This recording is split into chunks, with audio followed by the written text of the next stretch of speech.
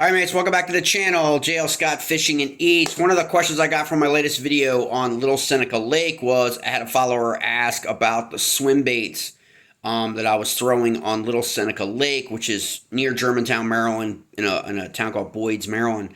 And the question really stemmed from not understanding the difference between a swim bait and a glide bait, right?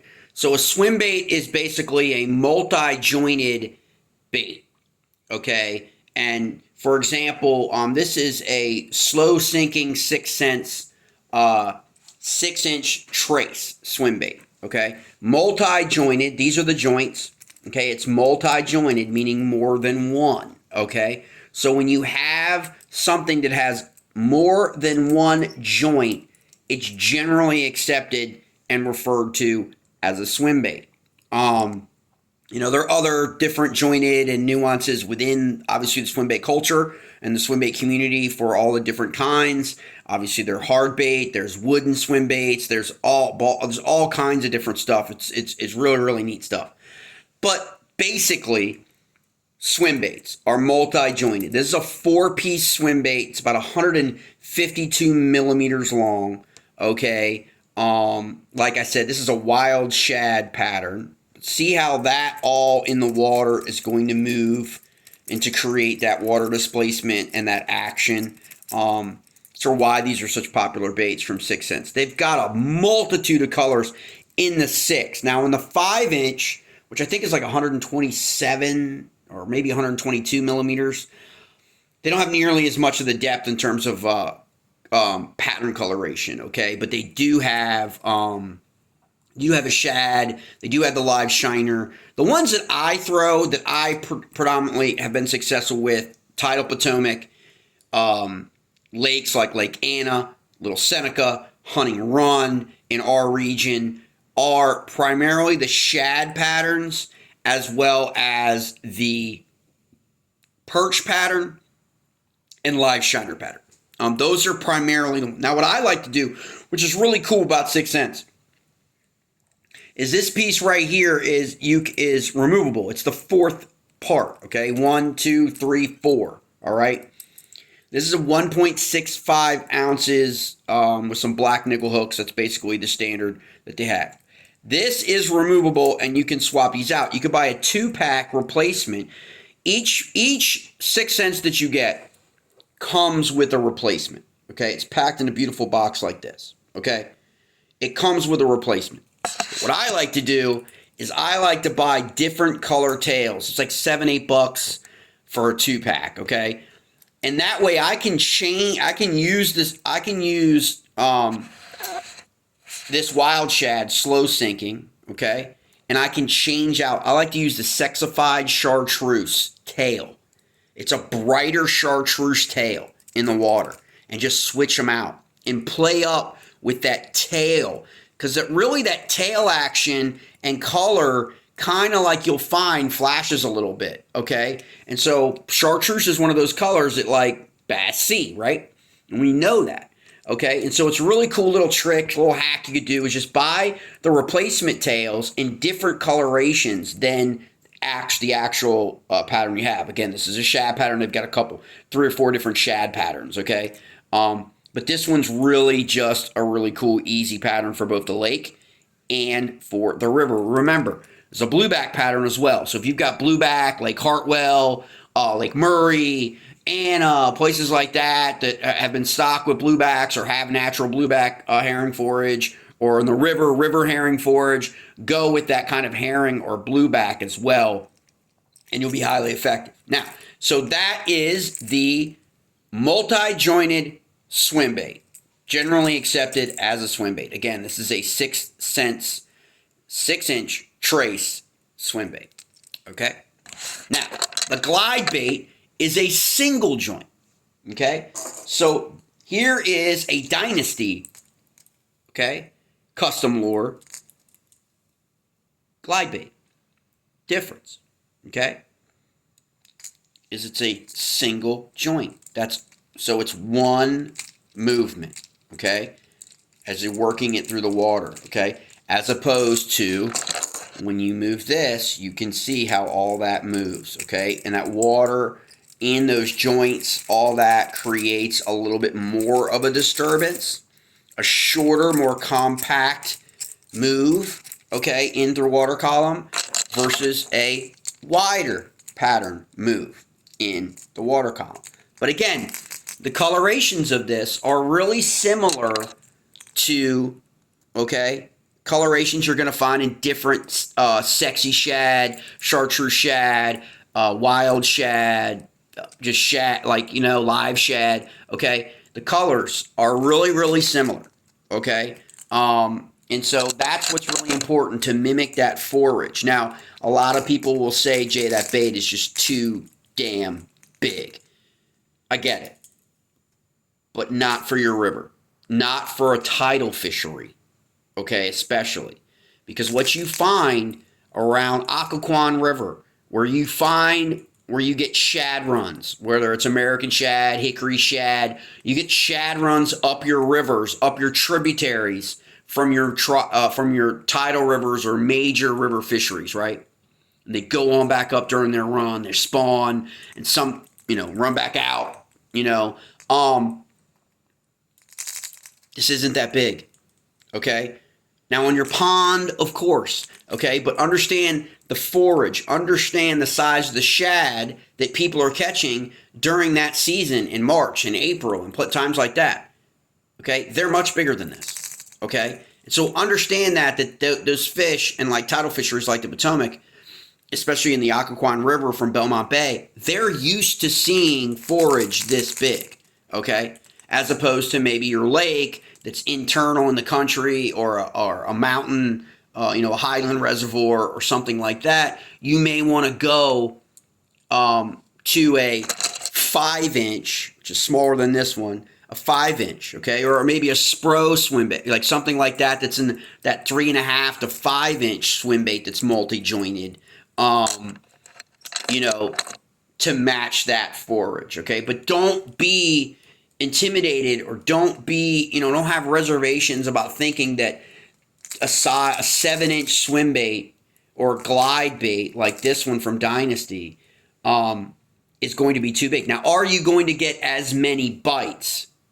Okay, probably not from from throwing a crankbait or traditional hard baits. Okay, a topwater bait, a whopper plopper, or something like that. Sure.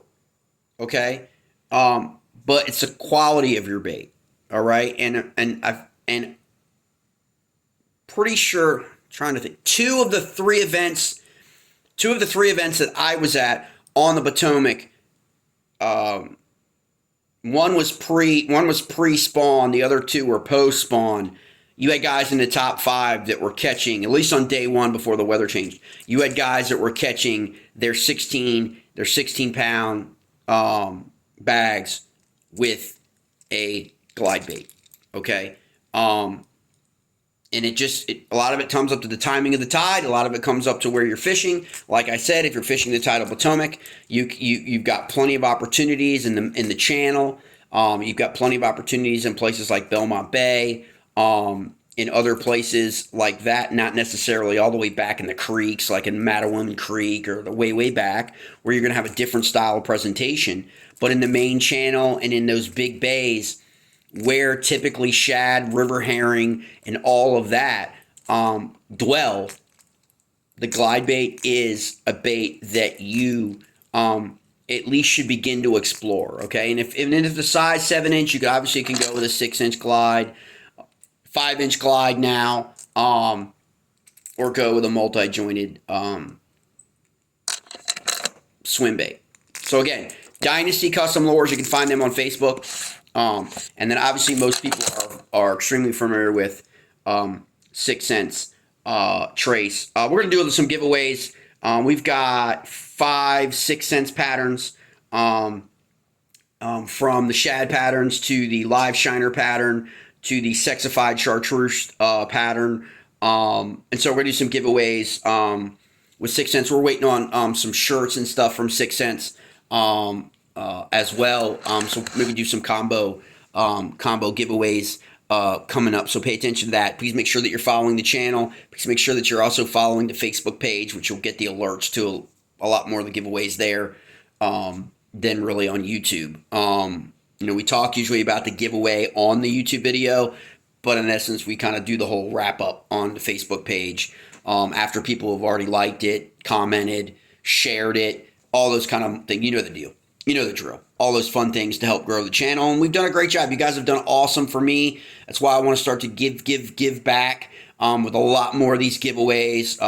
We've got ICAST coming up. So there's going to be a whole bunch of new products that are going to be out there on the market. And our goal is going to be to get as many of those as we can and get them in the hands of people just to have some fun with it and give us feedback and let us know how it was as we explore a lot of these new brands and these new product lines that are coming back, as well as the auction that is going to come up late summer where we have custom bait makers. We have these blanks, okay, which are what are painted, okay, the actual hard bait. Donated, and we're going to run a charity event, and so we're going to get about a dozen or so custom swim bait and crankbait painters to paint up a whole bunch of crazy swim baits and crankbaits for that auction, and everyone's going to be able to participate in that auction. We'll do it online. You just buy a ticket. That ticket's going to go to charity. We'll identify the charities as we get closer to the event. So everybody knows that legitimacy, that it's going to that charity. Most likely to be a veterans organization, potentially like Heroes on the Water, something like that. Ike Foundation for kids, something like that, or as well as autism. Those are probably the three biggest things that in our area where we're involved with. My wife is involved with. My daughter is autistic, and so she's in a special program for that. And so there's a bunch of those things that we'll work with the state, as well as finding these legitimate organizations that we can actually help raise money for, especially those kids.